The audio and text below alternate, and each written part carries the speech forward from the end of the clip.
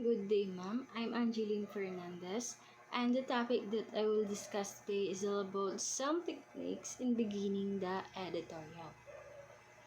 So, editorials are likened to a feature story whose beginning statement arrests the interest of the readers. Remember that the introduction must contain enough sparks to urge the readers to read the whole article. So the editorial writer has more freedom to display his or her creativity than the news writer in writing of the lead.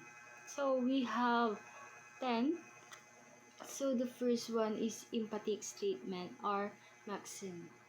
Means a brief expression of a general truth or rule of conduct. Like for example, life is unfair, but life is what we live for. And the next one is a striking statement about the topic. Means an statement that makes an expression on the reader or listener. Like for example, zero crime rate, peaceful, safe. These are just some of the epithets attacked to Batanes province. Next is quotation. Means the act or process of quoting and a praise or short piece of writing taken from a longer work of literature and poetry. And next is narration. The action or a process of narrating a story.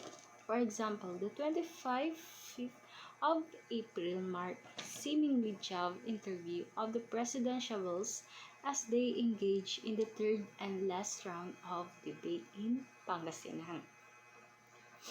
So next, an order. An order.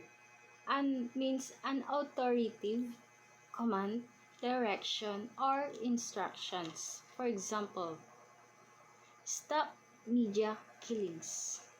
So that's an order. So next is a question. A sentence or phrase used to find out information. For example, do you still remember when Rodrigo Duterte vowed to clean the country's criminality in 3 to 6 months? So, yeah, that's a question. Next is poetic.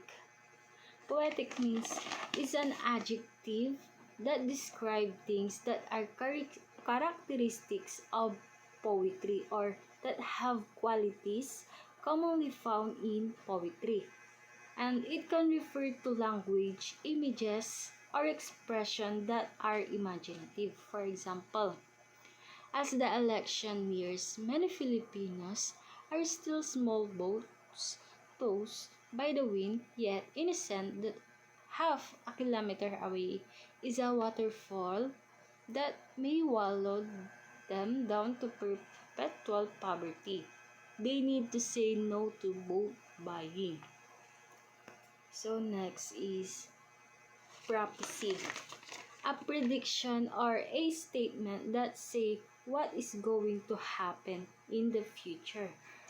For example, if we do not listen to the cry of Mother Earth, we will wake up one morning wishing to live in Jupiter and Saturn.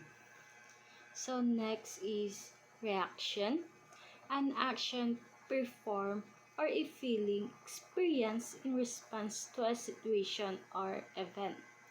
For example, never did we see the student council its finger in the issue of amending the student manual.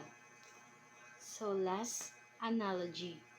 Analogy means a comparison between two things, typically for the purpose of explanation or clarification.